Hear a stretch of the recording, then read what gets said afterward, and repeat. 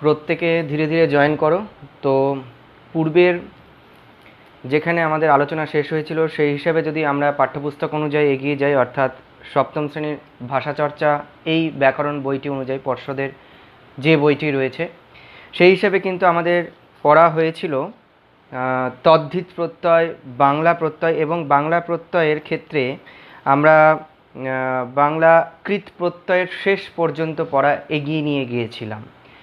স্বাভাবিক অর্থে খুব জটিলতায় না গিয়ে প্রত্যয়কে বুঝে নিয়েই কিন্তু আমাদের এই আলোচনা বা এই ক্লাস বা এই তথ্য নিয়ে বা এই তথ্য সম্পর্কিত যাবতীয় কথাবার্তা বা পড়াশোনা এগিয়ে গিয়েছিল। সেইভাবেই আজকে আমি বেছে নিয়েছি বা আমাদের পড়া যেখান থেকে শুরু হবে, আমার কাছে যে বইটি রয়েছে 32 পৃষ্ঠা, বা বই যদি কারোর কাছে না থাকে এখানে খুব সুন্দরভাবে শুনতে হবে, সেক্ষেত্রে আমার মনে হয় সুবিধেই হবে। কারণ আজকে আমাদের পড়াটা এগিয়ে যাবে 32 পৃষ্ঠা হলেও এখানে আমরা পড়বো আজকে বাংলা তদ্ধিত প্রত্যয়। এখানটায় আমাদের পড়ার বিষয় কী থাকবে, আমি সংজ্ঞার দিকে বেশি আলোকপাত করছি না, কারণ যেখান থেকে প্রশ্নের ক্ষুদ্র ক্ষুদ্র মাল্টিপল চয়েস হোক, শর্ট কোশ্চেন হোক বা উত্তরভিত্তিক 1 নম্বরের উত্তরভিত্তিক প্রশ্ন হোক, সেই দিকগুলোকেই লক্ষ্য রেখেই আজকের পড়াশোনাটি এগিয়ে যাবে। প্রশ্নও হবে এবং তার পাশাপাশি উত্তর আলোচনা করা হবে। প্রত্যয় কী জিনিস সেটা আমরা বুঝেছি, নতুন শব্দ তৈরির ক্ষেত্রে কাজে আসে। ব্যাকরণ বিশারদরা বাংলা শব্দভাণ্ডারের ডেভেলপমেন্টে এই প্রত্যয়ের ব্যবহার করেছেন এবং একজন শিক্ষার্থী রূপে বাংলা ব্যাকরণের পড়াশোনাকে ঠিকঠাকভাবে বুঝে নেওয়ার জন্য, শব্দের সঠিক ব্যবহারের জন্য আমাদের কিন্তু প্রত্যয় অবশ্যই পড়তে হচ্ছে। এবং এর পাশাপাশি আমি বলবো যে প্রত্যয়ের যে আলোচনা বা যে আমাদের যে শিক্ষণীয় আলোচনা, সেই দিক দিয়ে কিন্তু বাংলা ভাষার পাশাপাশি বিভিন্ন প্রশ্ন উত্তরমূলক পরীক্ষার ক্ষেত্রেও এর গুরুত্ব অপরিসীম, কারণ সেক্ষেত্রেও প্রশ্ন চলে আসে। তাই জটিলতায় না গিয়ে কীভাবে প্রশ্ন আসতে পারে আর কী কী প্রশ্ন হয় স্বাভাবিক, সেই দিকগুলো আমি তাকানোর চেষ্টা করবো। এরপরে তো কালচার যে যত বেশি করবে তার গ্রিপ তত ভালো হবে এবং উত্তর তৈরি করাটা তার পক্ষে বা উত্তর বেছে নেওয়াটা তার পক্ষে আরও সহজ হবে। তো কীরূপ প্রশ্ন হয় সেই দিকগুলো আমি আলোচনায় যাব এবং পাশাপাশি উত্তরগুলো বলবার চেষ্টা করব। প্রথমে একটু আমাদের পর্ষদের মানে সপ্তম শ্রেণীর পর্ষদের বই অনুযায়ী কিছুটা বলবার চেষ্টা করছি যে বাংলা তদ্ধিত প্রত্যয়ের ক্ষেত্রে কখনো সাদৃশ্য অর্থে, এই যে অর্থের ভাব বা অর্থের ব্যবহার দেখিয়ে নতুন শব্দ তৈরি বা প্রত্যয়ের ব্যবহার, এইটি প্রশ্নের একটি মুখ্যম জায়গা। তো সেই দিক থেকে আমরা বাংলা তদ্ধিত প্রত্যয়ের ক্ষেত্রে কখনো সাদৃশ্য অর্থে এই আ এর ব্যবহার, সাদৃশ্য অর্থে বাংলা তদ্ধিত প্রত্যয়ের ক্ষেত্রে এর ব্যবহার চলে আসে। আমি 2 থেকে 3টি করে উদাহরণ বলবো। শুরুতেই বলে দিই, যদি মনে হয় যে না, যে অর্থের ভাবগুলো দিয়ে আপনি আমাদের গাইড করছেন বা আমাদের শেখানোর চেষ্টা করছেন, অর্থের ভাবের ওপরে যতগুলো আপনি বলতে পারেন ততগুলো বলুন, আমরা নোট করব, ধীরে সুস্থে বলে যান। তো আজকে হচ্ছে কী কী অর্থের ভাব হতে পারে, কী কী অর্থের ভাবের উপর প্রশ্ন আসতে পারে সেই দিকটি বলবো। একই দিনে অর্থের ভাব এবং তাদের উপর স্টক প্রত্যয়যুক্ত নতুন শব্দ একসঙ্গে এতগুলো বলাটা সম্ভব নয়, নির্দিষ্ট একটু মার্জিত সময়। তাই যদি মনে হয় যে না, অর্থের ভাবের সাথে সম্পর্কিত যা যা ওয়ার্ড স্টক আপনি বলতে চান ধীরে ধীরে বলুন, আমরা নোট করছি বা ভিডিও রেকর্ড থাক। তো সেই অর্থে কমেন্টসে লিখতে হবে, এখানে কমেন্টসের সুযোগ রয়েছে, সেটা সদ্ব্যবহার করা, অর্থাৎ লিখে দাও। আর আমি সে একটি মাত্র শিক্ষার্থী যদিও লিখে, আমি তার জন্যই এখানে অবশ্যই সেই সঠিক সময়ে আমি ভিডিওটি বা ক্লাসটি নেওয়ার চেষ্টা করব। তাহলে এখানে রেকর্ড থাকবে, পরে যারা দেখবে তারা অবশ্যই যে এই অর্থের ভাবগুলোর উপর কী কী স্টক নতুন শব্দ তৈরি হচ্ছে এই প্রত্যয়ের ব্যবহারে, সেটা পেয়ে যাব। কারণ এখানে অনেকগুলো অর্থের ভাব রয়েছে, তাই একদিনে এতগুলো সম্ভব নয়। কমেন্টসে লিখলে আমি করব, না কমেন্টসে লিখলে কিন্তু সেটা অধরাই থেকে যাবে। তো আজকে আমি 2 থেকে 3টি করে প্রত্যেক অর্থের ভাবের সাপেক্ষে কথা এগিয়ে নিয়ে যাব। কমেন্টসে থাকলে আমি অবশ্যই তার উপরে প্রচুরটি নতুন শব্দ নিয়ে আলোচনা করব। কখনো সাদৃশ্য অর্থে, অর্থাৎ আ এই রূপ প্রত্যয় যখন বাংলা শব্দের ক্ষেত্রে ব্যবহৃত হয় তখন হাতা, বাঘা, বাঘ থেকে, এবং আরেকটি যদি আমি বলি পশ্চিম থেকে পশ্চিমা, এরকম কিছু শব্দ, নতুন শব্দ আমরা পেয়ে যাচ্ছি। আই কোনো কিছুর ভাব বোঝাতে এই এই রকম একটি প্রত্যয় যুক্ত হয়ে যাচ্ছে, যেমন ভোর থেকে ভোরাই, চোর থেকে চোরাই, মুখ থেকে মোগলাই, এই মোগল থেকে মোগলাই। তো এইভাবে যেন অর্থের ভাবে ব্যবহারে আমরা এই রকম প্রত্যয় শব্দযোগে আমরা নতুন শব্দ পেয়ে যাচ্ছি। এটা কিছুর ভাব বোঝানো, এটাই হচ্ছে সেই অর্থের ভাব, কিছুর ভাব বোঝানো হচ্ছে। মোগলাই, চোরাই, ভোরাই, হ্যাঁ, একটা টাইমিং, একটা ভাব, ভোরাই ভোরবেলার ভাবটিকে বোঝাতে। চোরাই, চুরি করে আনার সেই পরিবেশ বা সেই সম্পর্কিত বা সেই ভাবটিকে নির্দেশিত করতেই চোরাই শব্দটি ব্যবহার করা হয়েছে। মোগলাই, তো সেটাই অনেক কিছু খাদ্যের উপকরণের সহযোগে তৈরি, কিন্তু সেখানে সরাসরি তার নামকরণ হয়ে গিয়েছে মোগলাই, তো সেটির ভাবটা বোঝাচ্ছে যে এই মোগলাই মানে তার মানে এরকম টেস্ট আসবে বা এই, তো ভাব বোঝাতে আই এই প্রত্যয় যোগে নতুন শব্দ তৈরি হচ্ছে। তারপরে ভাব আর কর্ম অর্থে সেক্ষেত্রে হচ্ছে আম, তো এই ক্ষেত্রে আমি তিনটি বললাম, তো তিনটি সাপেক্ষে পাকা যুক্ত আম পাকামো, আমো ন্যাকা যুক্ত আমো ন্যাকামো, নষ্ট যুক্ত আমো নষ্টামো। তো এই ধরনের অর্থের ভাব দেওয়া হলো পরীক্ষার্থীদের সাপেক্ষে বা যিনি কালচার করতে চান, যে ভাব বা কর্ম অর্থের ভাব দেখিয়ে বাংলা তদ্ধির প্রত্যয়ের সাপেক্ষে নতুন শব্দ তৈরি করো। তা আমি দুটো থেকে তিনটি করে বলছি, প্রচুর রয়েছে প্রচুর রয়েছে, আমি একই দিনে এতগুলো বললে, কারণ এখানে যে কটা অর্থের ভাব বলবো আমি আরও অনেক কিছু অর্থের ভাব বলবো যেগুলো বাংলা তদ্ধিত প্রত্যয়ের সাথে সম্পর্কিত। যখন আলোচনা হচ্ছে আমি কেন সীমিত করব অর্থের ভাবগুলো, সমস্ত অর্থের ভাব জানিয়ে দিলাম, কালচার নিজেরা করো, যে এতগুলো বলা হলো রেকর্ড থাকছে আবার শুনবো, এবং পাশাপাশি কমেন্টস থাকলে আমি সেই অর্থের ভাবের সাথে সম্পর্কিত যতগুলো সম্ভব আমার পক্ষে ততগুলো আমি তুলে ধরবার চেষ্টা করব। একটু এগিয়ে যাই, এখানে বলা হয়েছে আরও যে আমি যে করে অর্থে, এই আমি প্রত্যয়টির ব্যবহার যে করে অর্থে নতুন শব্দ তৈরি করতে হচ্ছে এরকম, যেটা যে করে অর্থে এরকম বোঝানোর জন্য, সেক্ষেত্রে আমি প্রত্যয় যোগ করব, যে পাক যোগ আমি পাকামি, ন্যাকাযুক্ত আমি ন্যাকামি, নষ্টযুক্ত আমি নষ্টামি। এরপরে বলা হচ্ছে যে কাজ বা পেশা বোঝাতে, কাজ বা পেশা বোঝাতে যে প্রত্যয় ব্যবহৃত হয় সেটা হচ্ছে আল বা আলো। প্রশ্ন এরকম হতে পারে যে আল আলো কি অর্থে বা এটি কি রূপ প্রত্যয় বা প্রত্যয়ের কোন ভাগটিকে নির্দেশিত করছে, তিনটি প্রশ্ন হলো।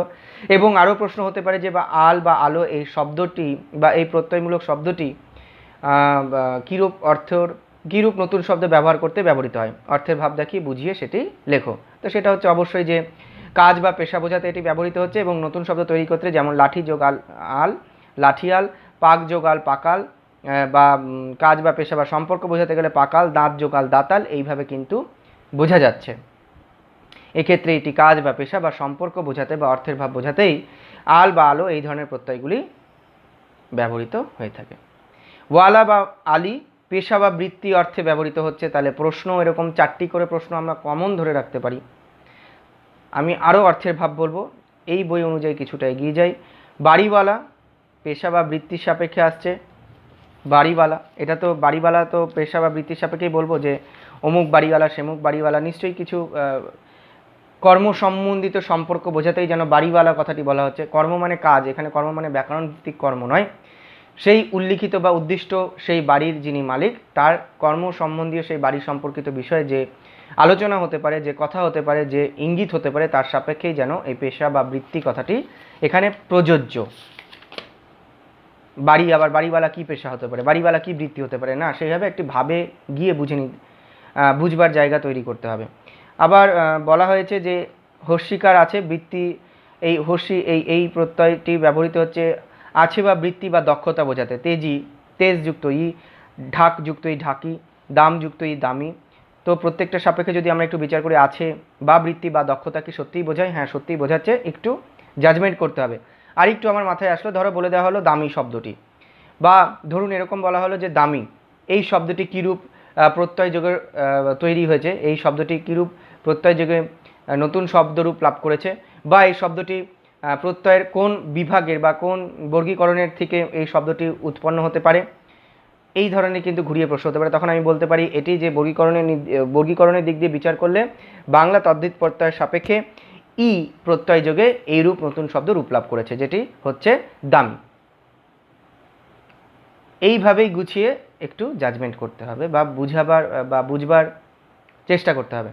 ইয়া এক্ষেত্রে এ, তো নানা অর্থে এই প্রত্যয় ব্যবহার আছে, এখানে কোনো অর্থ নির্দিষ্টকরণ করা হয়নি, প্রশ্নের সুযোগ কিন্তু কম, কারণ আছে বৃত্তি সাদৃশ্য বৃত্তি আছে সম্বন্ধে এরকম বলা হয়েছে, তাই সরাসরি যেটা টার্গেট পয়েন্ট করা সেটাই আমাদের বেছে নিতে হবে। ওয়া আর ইয়া দুটোই, এটার কিন্তু কোনো নির্দিষ্টকরণ নেই যে ইয়া বা ওয়া প্রত্যয় এর জন্যই ব্যবহৃত হবে, তো এটাই প্রশ্ন, আমি ভুল বললাম, এটাতেই প্রশ্ন সুযোগ বেশি। যেগুলি নির্দিষ্টকরণ করা সেটাতে বোঝা যায় যে এতগুলো আছে, এতগুলো ফর্মের মধ্যে বা এতগুলো শব্দ নতুন শব্দের মধ্যে, ঠিক আছে এটা না হয় প্রত্যয় রূপেই হবে, কিন্তু এমন কিছু পেজ আছে যেখানটায় কিন্তু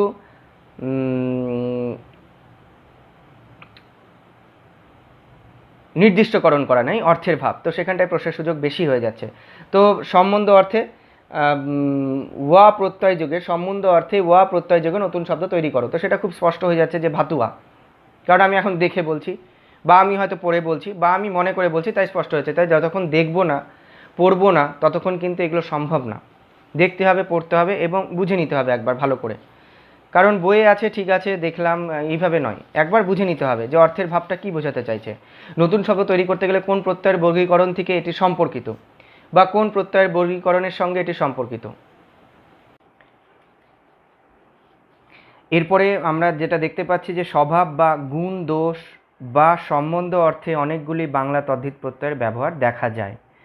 টিয়া থেকে সেটা টে, অর্থাৎ ঝগড়া টিয়া, তো ঝগড়া টে হবে, হ্যাঁ, ঝগড়া যোগ টিয়া, তো এরকম পনা, উড়িয়া থেকে উড়ে হবে, অর্থাৎ যখন আমরা নতুন শব্দ তৈরি করব তো ফাঁস উড়ে, ফাঁসুড়ে, উচ্চারণটাও তাই, শব্দের ক্ষেত্রে তাই, সেই নতুন শব্দ, নতুন প্রত্যয়যোগে নতুন শব্দ লিখবার ক্ষেত্রেও সেই একই বানান চলে আসছে। চি, তো তবলচি, এটা তবলা যোগ চি থেকে তবলচি এসেছে, ঠিক একইভাবে পানা বা পাড়া এসেছে। আমি বলছি যে এখানে আমি অতিরিক্ত শব্দ বলছি না, দেখে রাখার জন্য, যে রোগা পানা, রোগা যোগ পানা, রোগা পানা, পাগল, পাগল যোগ পাড়া, পাগল পাড়া ইত্যাদি। রোগাপনা, এটা অনেকে ভাবতে পারে যে রোগাপনা, এটা রোগাটে, রোগা রোগা একটা ভাব দেখা দিয়েছে, বা রোগা রোগা একটা ব্যাপার দেখা দিয়েছে, সেক্ষেত্রে রোগাপনা বলা হতে পারে। কিন্তু এমনি স্বাভাবিক অর্থে কিন্তু রোগা পানা আমরা শুনি না, কিন্তু এটাই আসল উচ্চারণ হিসেবে বেছে নেওয়া হয়। বিদেশি প্রত্যয়ের ক্ষেত্রে আমি একটু বই অনুযায়ী পড়া এগিয়ে যাব। বাংলা শব্দ ভাণ্ডারের ক্ষেত্রে আমি বোর্ড ওয়ার্ক এখনও করিনি, বলেছিলাম বোর্ড ওয়ার্কের আলাদা ক্লাস হবে, কিন্তু যদি মনোযোগ দিয়ে শোনা হয় প্রত্যেকটি শব্দ সঠিক এবং স্পষ্ট উচ্চারণের মাধ্যমে বলা হচ্ছে। আগ্রহ সহকারে স্পষ্টভাবে শোনো, আমার মনে হয় সেখানে কোনো রকম উচ্চারণগত ত্রুটি বা অর্থগত ত্রুটি এগুলি থাকবে না, যদি আমি একটু মনোযোগে শুনতে চাই, কারণ আমি তো চেষ্টা করছি ভালোভাবেই বলবার। বাংলা শব্দভাণ্ডারের আলোচনায় তোমরা দেখেছো যে প্রচুর বিদেশি শব্দ আছে আমাদের বাংলা ভাষায়, এর সঙ্গে আছে প্রচুর সংকর শব্দ, অর্থাৎ তৎসম, অর্ধ তৎসম, তদ্ভব, এই যে ভ্যারিয়েশনগুলো চলে আসে দেশি বিদেশি, এই রকম জায়গাগুলোকে নির্দেশিত করেই এই কথাটি বলা হয়েছে বিদেশি প্রত্যয়ের ক্ষেত্রে। তো এর সঙ্গে প্রচুর সংকর শব্দও আছে, বিশেষ করে ফারসি, আরবি, তুর্কি শব্দের তদ্ধিত প্রত্যয় বাংলা নিজস্ব শব্দের সঙ্গে যুক্ত হয়ে সংকর শব্দের সৃষ্টি করেছে। তাহলে সংকর শব্দ কীভাবে সৃষ্টি হয় সেটা কিন্তু একটা প্রশ্নের সুযোগ থাকছে। ফার্সি, আরবি, তুর্কি শব্দের তদ্ধিত প্রত্যয় বাংলা নিজস্ব শব্দের সঙ্গে যুক্ত হয়ে সংকর শব্দের সৃষ্টি করেছে। কয়েকটি উদাহরণ তো জানাই রইল। পেশা, দক্ষতা, আচরণ অর্থে গিরি, নবিশ, বাজার, গড় ইত্যাদি প্রত্যয় ব্যবহৃত হয়। বাবু যোগ আনা বা আনি, এরকম চলে আসে, বাবু আনা, বাবু আনি। এইরকমভাবে সাহেবিয়ানা, মুন্সিয়ানা ইত্যাদি হতে পারে। আবার গোয়েন্দা গিরি, দারোগাগিরি, আমি আর ভেঙে বলছি না, গোয়েন্দা যোগগিরি এরকমভাবে ভেঙে বলছি না, কারণ পরীক্ষায় প্রশ্ন সরাসরি মূল বা নতুন অর্থ প্রকাশ পাচ্ছে সেই শব্দটিকেই বেছে নেওয়া হয়, এবং অর্থের ভাব কী বা কী রকম বর্গীকরণ কিংবা কোন প্রত্যয় থেকে এটি গৃহীত সেই প্রশ্নগুলোকে টার্গেট করা হয়, এই বিচ্ছেদকে টার্গেট করা হয় না। তো বাজিঘর এইভাবে আমরা পাচ্ছি, জাদুঘর। এছাড়াও স্থান বোঝাতে ডাক্তারখানা, হিন্দুস্থান, পাকিস্তান। আবার দান বা দানি বোঝাতে বাতি দান, ধূপদানি, হ্যাঁ। আসক্তি বোঝাতে খোর, নেশাখোর, ঘুষখোর ইত্যাদি প্রত্যয়ের ব্যবহার আছে। আমি খুব সাধারণভাবে বইয়ে যেরকমটি কথা রয়েছে সেইভাবে এগিয়ে গেলাম। বইয়ে টেক্সচুয়াল প্রশ্ন রয়েছে, টেক্সচুয়াল প্রশ্নগুলোকে কমপ্লিট করতে হবে। যারা বইয়ের টেক্সট অনুযায়ী পড়া নিজেকে প্রস্তুত রাখতে চাও, টেক্সচুয়াল প্রশ্নগুলো কমপ্লিট রাখতে হবে। আমি আবার বললাম যে এইখানে কিন্তু আমি আর অন্য পার্ট বা পর্ব বানাচ্ছি না, এবার আমি আরেকটু ডিটেলসে পড়াই যাচ্ছি অর্থের ভাব নিয়ে। এখানে যেটা পর্ষদের বই রয়েছে সেই টেক্সচুয়াল প্রশ্নকে কমপ্লিট রাখতে হবে। আর যেভাবে আমি বললাম যে এই রকম অর্থের ভাব নিয়ে 4 থেকে 5টি প্রশ্ন হতে পারে বা সেই প্রত্যয়কে কেন্দ্র করে, সেটার একটা নোট তৈরি করে রাখতে হবে। আমি চাই প্রত্যেকে তৈরি করো, তাহলে একটা নিজস্ব শক্ত বলিষ্ঠ মানসিক প্রস্তুতি হয়ে যায় যে যাই আসুক প্রশ্ন আমি তো প্রস্তুত থাকছি, কারণ পরবর্তী ক্লাসগুলোতে তো থাকতেই। ক্লাস 8-এ গিয়েও হয়তো সেই সুযোগ থাকবে এর উপরে আলোচনা, তো কেন আমি এখন থেকে সেরকম আমার বলিষ্ঠ প্রস্তুতি থাকবে না, বা অন্যান্য সময় পরীক্ষামূলক জায়গাগুলোতেও পেয়ে যাব। ঠিক আছে, তো তখন কিন্তু সেই খাতাটি কাজে আসবে, যে খাতাটি আজকে আমি হয়তো নোট করে রাখলাম। কারণ পরীক্ষায় চাকরির পরীক্ষা বলো যে কোনো পরীক্ষায় বলো ওই ক্লাস 11-12 থেকে প্রশ্ন আসে না, 7, 8, 9, ক্লাস 4 থেকেও প্রশ্ন আসে চাকরির পরীক্ষায়। আর সেগুলো তখন আমরা শিথিল দৃষ্টিভঙ্গিতে বিচার করি বা দেখবার চেষ্টা করি, ক্লাস 4, ক্লাস 7 আমি পারবো। কিন্তু নোট যদি করে রাখি, সত্যিই পারবো, আমি বলছি না পারবো না, তাহলে সেই খাতাটিকে যত্নে রাখতে হবে। আমি দেখলে আজকে স্যার বলেছিলেন এই প্রশ্ন হতে পারে, আমি যেই খাতা নিয়ে বসলাম, আমি স্যার বলেছেন 4টা প্রশ্ন, উনি বলেছেন 5টি প্রশ্ন, কিন্তু আমি দেখা গেলো 8টি প্রশ্ন জেনারেট করলাম, তাহলে কে প্রফিটে থাকলো? নিশ্চয়ই শিক্ষার্থী। তো এই প্রফিটটা যখন আমি 10 বছর পরে নোট বানাতে বসবো, হয়তো সেই বই, সেই মানসিকতা, সেই পরিবেশ থাকলো না, তখন কিন্তু আমার প্রস্তুতিতে একটা ফাঁক থেকে যাবে, আর সেটাই হয়ে যাবে একটা দুর্বল জায়গা একজন শিক্ষার্থীর। তো আজকে আমি প্রস্তুত থাকি, খাতাটা শুধু যত্নে রাখতে হবে।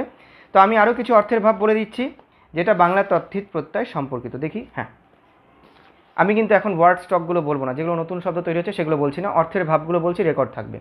ভাব, কার্য, অনুকরণ অর্থে ব্যবহৃত হয়, সেক্ষেত্রে যে প্রত্যয়টি ব্যবহৃত হয়, ভাব, কার্য এবং অনুকরণ এই রকম অর্থের ভাব বোঝাতে যে প্রত্যয়টি ব্যবহৃত হয় সেটা হচ্ছে আমি, বা এটির যখন ইউজ হতে থাকে তখন শুধু ময় হর্ষিটা ইউজ হয়।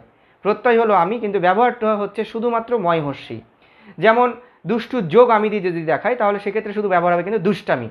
তাহলে ইউজ হচ্ছে আমি প্রত্যয়, কিন্তু লিখবার সময় তার প্রকৃত অর্থে ব্যবহার কিন্তু একটু বদলে গিয়ে শুধু ময় হর্ষি ব্যবহৃত হচ্ছে, এবং আটা উজ্জ্ব অবস্থায় সেখানে প্রতিফলিত হচ্ছে। এতটাই সোজা, জটিলভাবে বিচার করবো না। এরপরে যতগুলো শব্দ আমরা সেরকম পেয়ে যাবো, আমরা কথা বলতে গিয়ে ও আচ্ছা আচ্ছা এটা তো তাহলে আমি, স্যার বলেছিলেন বা যিনি গাইড করছিলেন ওটা ময় হর্ষি, তাহলে এই আমি প্রত্যয় তার মানে বাংলা তদ্ধিত প্রত্যয়। হ্যাঁ, আমি বিচার করতে পেরেছি, বাহ।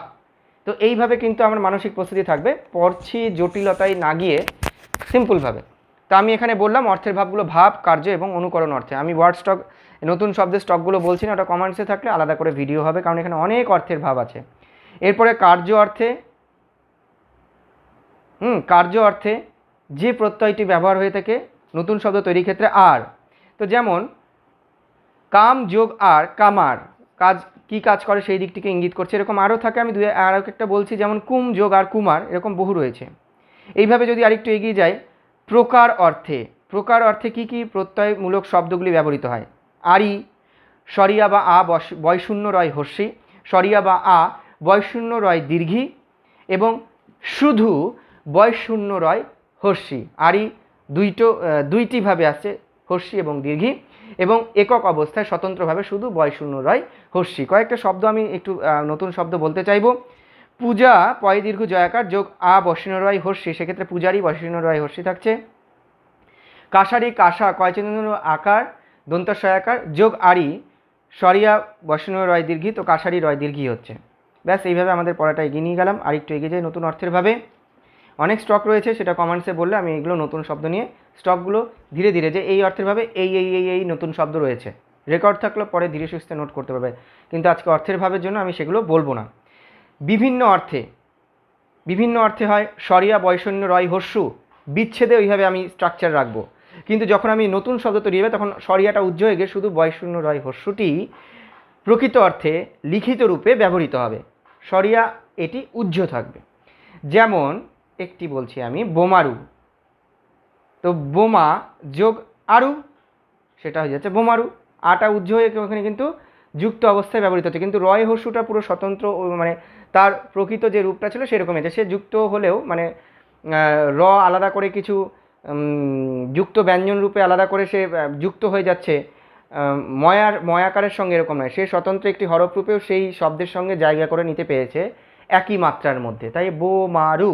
কিন্তু আ সেই মাত্রার মধ্যে আলাদা করে তার সম্পূর্ণ আয়ের হরফটি প্রতিফলিত হচ্ছে না, সে ময়ের সঙ্গে যুক্ত অবস্থায় আকার রূপে লাভ করেছে এবং উজ্জ্ব অবস্থাতেই আছে, তাই বোমারু। নেই তা নয়, আছে। এইভাবে আমরা যাচ্ছি যে গুণ, বৃত্তি, ভাব অর্থে হর্ষয়ের ব্যবহার। যেমন বাহাদুরি, বাহাদুর যুক্ত হর্ষই, বেয়াদবি, বেয়াদব যুক্ত হর্ষই, বেয়াদবি, ডাক্তার যুক্ত হর্ষই, ডাক্তারি। তো এইভাবে গুণ, বৃত্তি, ভাবের সাপেক্ষে হর্ষই এই প্রত্যয়ের ব্যবহার হয়, এখানে জটিলতার জায়গা নেই। এবং আবার বলা হচ্ছে সেই হর্ষয়েরই উৎপন্ন, মানে হর্ষের অনেকগুলো ভ্যারিয়েশন আছে। 1 নম্বর ভ্যারিয়েশন বললাম, হর্ষয়ের টোটাল মোট 5টি ভ্যারিয়েশন আছে হর্ষয়ের উপরে। একটা গেল গুণ, বৃত্তি, ভাব অর্থে। পরীক্ষায় কিন্তু প্রশ্ন আসে, চাকরির পরীক্ষাতেও যদি প্রত্যয়মূলক চলে আসে প্রশ্ন আসে, ইভেন WBCS এর ক্ষেত্রে, ইউপিএসসি, পিএসসির ক্ষেত্রেও আসে। তাই আজকে 7 স্ট্যান্ডার্ড মানে 7 এই একটা দুর্বল চিন্তায় থাকবো না, আজকে 7 স্ট্যান্ডার্ড মানে আমার ফিউচারের প্রস্তুতি চলছে। এইটে প্রশ্ন না আসুক, 9, 10 বাদই দাও, 11, 12 বাদ দাও, আসবে না, আসবে না। আমি যদি কোনো পরীক্ষায় বসে নিজেকে জাজমেন্ট করার জন্য, আমি যে স্ট্রিমেই পড়ছি না কেন, তো রেজাল্টটা যদি পজিটিভ আসে একটু তো খুশি হবে। আমি চাকরিটা করছি না করছি পরের ব্যাপার। পজিটিভ আসলে নিজেকে মনে হবে না যে না আমি একটা আমার মানসিক দক্ষতাটা বা আমার বুদ্ধির দক্ষতাটা আমি জাজমেন্ট করলাম, বুদ্ধির যাচাই করলাম, সরকার যাচাই করলেন, আমার বুদ্ধির যাচাই সরকার করলেন, তার পরীক্ষায় বসেছে, আমি পাশ করেছি। তো এর থেকে বড় খুশির খবর আর কি হতে পারে?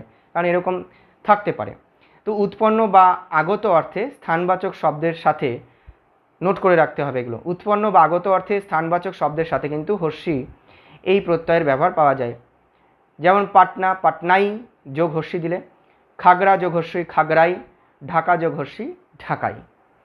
এরপরে 3 নম্বর, নির্দিষ্ট তারিখ অর্থে হর্ষি প্রত্যয় ব্যবহৃত হয়। যেমন মানে নির্দিষ্ট তারিখ অর্থে হর্ষি প্রত্যয়ান্ত শব্দগুলি ব্যবহৃত হয়। যদি আমি একসাথে যুক্ত করে বলি প্রত্যয়ান্ত শব্দ, তো এটাও বলা হবে হর্ষি কি প্রত্যয়ান্ত শব্দ তৈরি, হর্ষিমূলক প্রত্যয়ান্ত শব্দগুলি কি, একটু শুনে ঘাবড়িয়ে যেতে পারি বা একটু অসুবিধা হতে পারে। কিন্তু আমি তো বললাম যে প্রত্যয়ান্ত এই কথাটি বলা হয়। আমি আমাদের বোর্ডের বইয়ে আমি জানি না পেয়েছিলাম কিনা বা আমি উচ্চারণ করেছি কিনা বা আছে কিনা, কিন্তু আমি এক্ষেত্রে তো বলতে পারছি প্রত্যয়ান্ত। তো এক্ষেত্রে নির্দিষ্ট তারিখ অর্থে তাই হচ্ছে 10 যোগ হর্ষই 10ই, 11 যোগ হর্ষই 11ই, 16 যোগ হর্ষই 16ই। সাদৃশ্য, ক্ষুদ্রার্থ, স্বার্থ এই অর্থে হর্ষয়ের ব্যবহার। খুশ যোগ হর্ষই খুশি, ফাঁস যোগ হর্ষই ফাঁসি, ছাত যোগ হর্ষই ছাতি। বিশেষ অর্থে ধন্যাত্মক শব্দের ক্ষেত্রেও হর্ষি প্রত্যয়ান্ত শব্দগুলি পাওয়া যায় বা হর্ষি প্রত্যয় যুক্ত হয়। যেমন ডুগ ডুগ হর্ষই ডুগডুগি, কচকচ হর্ষই কচকচি, ভটভট হর্ষই ভটভটি। কয়েকটা বললাম, অনেক রয়েছে। ইয়া, এখানটা আমি সেরকম কিছু পাচ্ছি না, যেহেতু আমি অর্থের ভাব দিয়ে বলবো বলেছিলাম, আজকের অর্থের ভাবগুলো আমি টার্গেট করেছি। স্ত্রীলিঙ্গ বোঝাতে দীর্ঘই, দীর্ঘয়ের আবার রয়েছে টোটাল, দীর্ঘের কয়টি ফর্ম রয়েছে? ওখানে ছিল হর্ষের 5টি, দীর্ঘের 8টি, 7টি ফর্ম রয়েছে।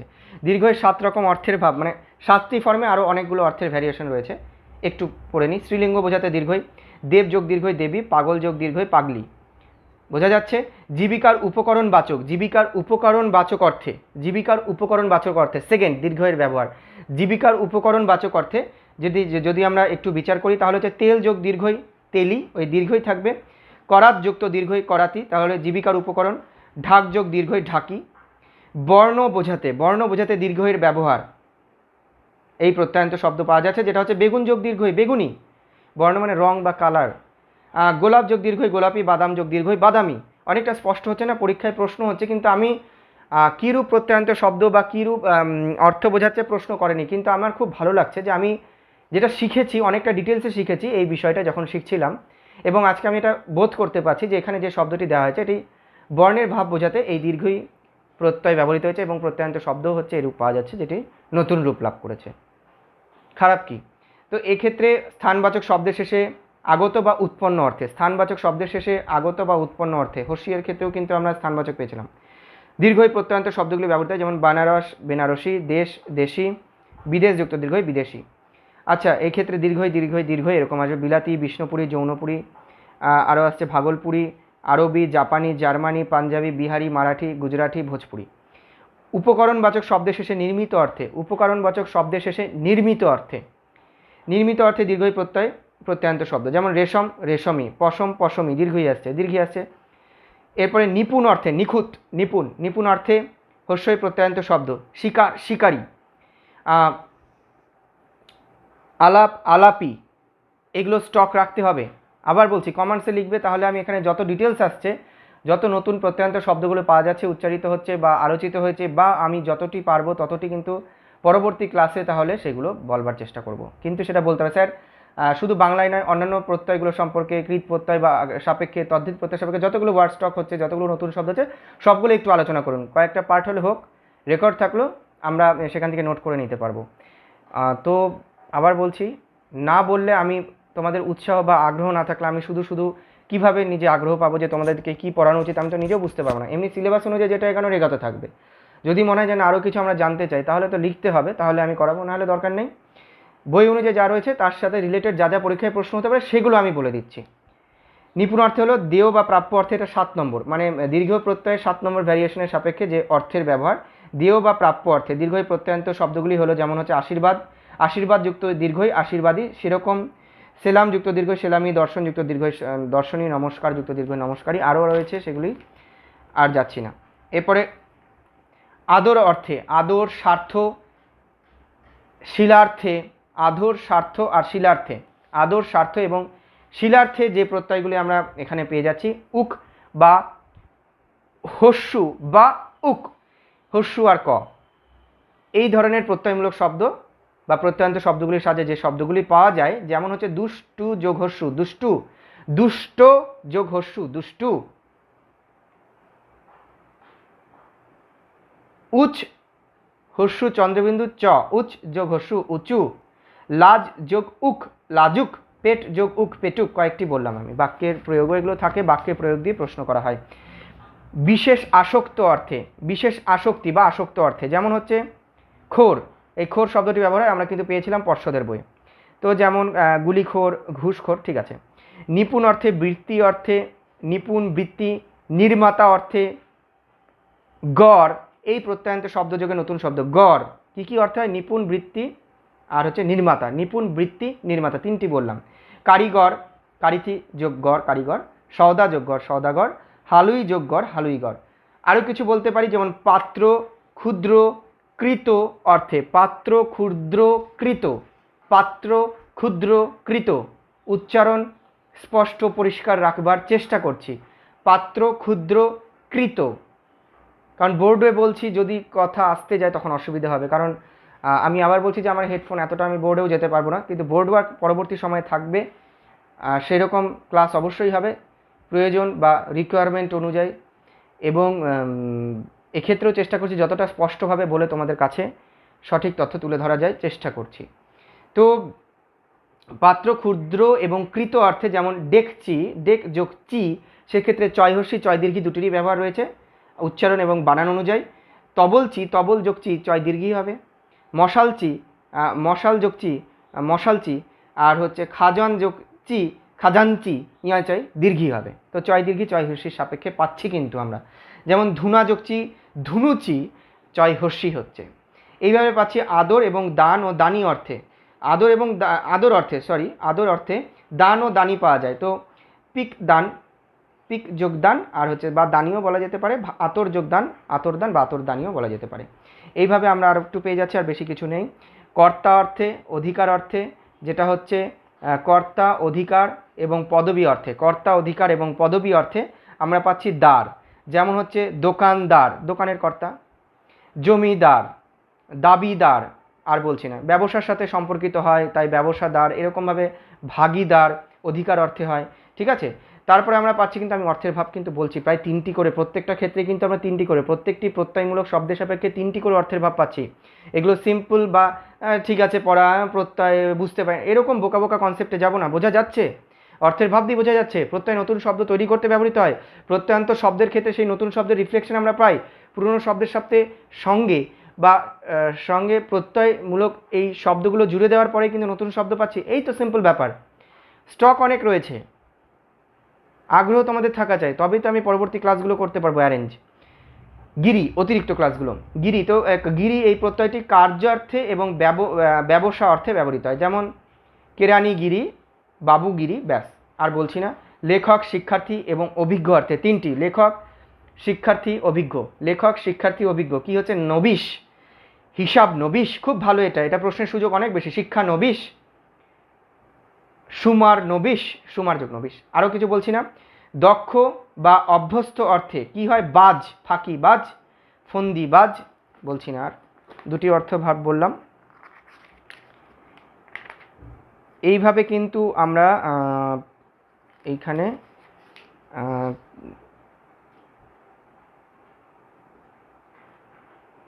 আচ্ছা, আমি বলতে বলতে বিদেশি প্রত্যয় বৃত্তির, আচ্ছা বৃত্তি অধিকার, আচ্ছা আনি, আচ্ছা যতটা আমি বলেছিলাম একটু বলে দিই যে এখানে লাস্ট বলেছিলাম উক, সেটা কিন্তু যাচ্ছে তদ্ধিত, বাংলা তদ্ধিত প্রত্যয়, এবং তারপরে দুটো বাদ চলে গিয়েছে।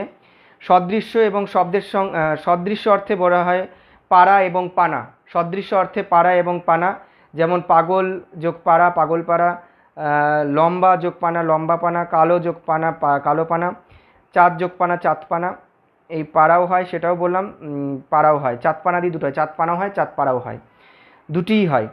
আর আছে অর্থে, আছে অর্থে এটা আছে অর্থে বন্ত আর মন্ত এই দুটি প্রত্যয়ের ব্যবহার দেখা যায় আছে অর্থে বাংলা তদ্ধিত প্রত্যয়ের ক্ষেত্রে, যেমন ভাগ যোগ বন্ত ভাগ্যবন্ত, লক্ষ্মী যোগ মন্ত লক্ষ্মীমন্ত, দুটি বললাম, আরও রয়েছে। তো আমরা পরপর একটু বলে দিই যে কী কী বাংলা তদ্ধিত প্রত্যয় পেলাম। আর আমি কিন্তু বিদেশি প্রত্যয় আমি খেয়াল করিনি, বলা শেষ কমপ্লিট, ক্লাস শেষের দিকে আমি একবার পরপর রিপিট করে দিচ্ছি। বাংলা তদ্ধিত প্রত্যয় আমরা যা যা পেয়েছি অতিরিক্তভাবে আমি, আর, আরি আরি রয়হস্যি দুটি দৈর্ঘ্য দিয়ে, আরু সরিয়া রয়হস্যু হস্যি দিয়ে তার 5টি ফর্ম, ইয়াটা বলিনি, সেটার কোনো অর্থের ভাব নেই যেহেতু, দীর্ঘ দিয়ে 7টি ফর্ম, উয়াটা নেই এখানে, উয়ার অর্থের ভাব নেই বলে বলিনি, হস্যু এবং উক দিয়ে পেয়েছি, অর্থের ভাব রয়েছিল, টিয়া আছে বাংলায়, তো পাগলা ভাড়াটিয়া অমুক সমুক সেগুলো অর্থের ভাব নেই, সেই জন্য বলিনি, রোগাটিয়া তামাটিয়া রোগাটিয়া সেগুলো এই কমেন্টসে থাকলে যা অতিরিক্ত যেগুলো ভিডিও হবে সেই সাপেক্ষে আমি ক্লাসগুলো নিতে গেলে বলবো। এবং তারপরে লাস্টে পেয়েছি পাড়া পানা, যেটি আর তারপরে শেষে পেয়ে গেলাম বন্ত মন্ত, এই কটা যাচ্ছে বাংলা তদ্ধিত প্রত্যয়। এবং বিদেশি তদ্ধিত প্রত্যয় বলা হয়ে গেছে, কিন্তু বিদেশি তদ্ধিত প্রত্যয় এই হেডিংটা আমি বলিনি, তাই এই ক্ষেত্রে বিদেশি তদ্ধিত প্রত্যয় কী কী বলা হয়ে গেছে সেটা একবার বলে দিই। আনা আনি, ওয়ালা ওয়ান, যেমন হচ্ছে বৃত্তি অধিকারার্থে ব্যবসার অর্থে রিক্সাওয়ালা, বাড়িওয়ালা, দইওয়ালা, এই ওয়ালা হয় বৃত্তি অধিকার ও ব্যবসা অর্থে, এবং ওয়ান অর্থাৎ চালক ও রক্ষক অর্থে ওয়ান ব্যবহৃত হয়, এই প্রত্যয় শব্দটি ব্যবহৃত হয়, যেমন কোচ যুক্ত ওয়ান কোচ ওয়ান, পার যুক্ত ওয়ান পার, গার যুক্ত ওয়ান গারোয়ান, পাল যুক্ত ওয়ান পালোয়ান, তো এগুলি চালক ও রক্ষক অর্থে ওয়ান এই প্রত্যয়টি ব্যবহৃত হয়, ও অন্তস্থ একার দন্তন্য। আন আনি বলে দিয়েছিলাম, বাবু আনা হিন্দু আনা ভাবার্থে কার্যার্থে ব্যবহৃত হয়, এই তিনটি হলো বিদেশি। খানা, স্থান অর্থে খানা ব্যবহৃত হয়, মুদিখানা জেলখানা, পিলখানা জমিখানা যোগ দিলে জমি যোগখানা, ছাপাখানা, তো এইভাবে স্থান অর্থে খানা ব্যবহৃত হচ্ছে। আর তারপরে বলেছি খোর, যেটি হচ্ছে আসক্তি অর্থে বলে দিয়েছি, গড় নিপুণ অর্থে বলে দিয়েছি, কারিগর সওদাগর বলে দিয়েছি, চি হস্যি চয় দীর্ঘি দিয়ে বলে দিয়েছি, দান দানি দিয়ে বলে দিয়েছি, আধার অর্থে দান দানি আধার অর্থে যেমন হচ্ছে বাতি দান বলে দেওয়া হয়েছে, দ্বার অর্থে কর্তা বা অধিকার অর্থে বলে দিয়েছি, গিরি হচ্ছে কার্যার্থে বা ব্যবসায় অর্থে বলে দিয়েছি, নবিশ হচ্ছে লেখক শিক্ষার্থী অর্থে বলে দিয়েছি, বাজ হচ্ছে দক্ষ বা অভ্যস্ত অর্থে বলে দিয়েছি, ফন্দিবাজ ফাঁকিবাজ। এইভাবে কিন্তু আমাদের বিদেশি প্রত্যয় এবং বাংলা তদ্ধিত প্রত্যয় শেষ হয়েছে। এখানে পড়াশোনা আজকের পড়া এখানেই শেষ হলো, এবং টেক্সচুয়াল প্রশ্ন সাপেক্ষে যা বলা হলো পর্ষদের বই সাপেক্ষে অতিরিক্ত আমরা কিছু আলোচনা করলাম, কিন্তু যা যা প্রত্যয় বলা হলো বা আগে যা যা ভিডিওতে আলোচিত হয়েছে সেগুলোর ভাস্ট কিছু আমি নতুন শব্দ কিন্তু তুলে ধরা হয়নি বা তুলে ধরিনি। যদি মনে হচ্ছে যে মৌখিক এইভাবেই বোঝা যাচ্ছে, উচ্চারণ স্পষ্ট শোনা যাচ্ছে, কোনো প্রবলেম নেই, নেটওয়ার্ক ইস্যু নেই, তাহলে কমেন্টসে বলবে, আমি নেক্সট তোমাদের চাহিদা অনুযায়ী এই প্রত্যয়ের অধ্যায় থেকে যাতে তোমরা নোট করতে পারো সেইভাবে ধীরে সুস্থে প্রত্যেকটি অর্থের ভাবের সাপেক্ষে যতগুলো নতুন শব্দ হতে পারে আলোচনা প্রয়োজন, যেগুলি পরীক্ষায় আসে, শব্দ হলে তো প্রচুর রয়েছে, পরীক্ষায় আসে সেইগুলো আমি বলবার চেষ্টা করব। কিন্তু এই অধ্যায়টি কিন্তু পড়া শেষ কমপ্লিট। আমি একবার বলে দিই যে অধ্যায়টির নাম হলো শব্দ তৈরি কৌশল অধ্যায়, কিন্তু আমাদের পাঠ্যপুস্তক অনুযায়ী পড়া শেষ। আজকের ক্লাস এখানে শেষ করছি। প্রত্যেকে সুস্থ থাকবে, ভালো থাকবে, আগামী ক্লাসে আবার দেখা হচ্ছে।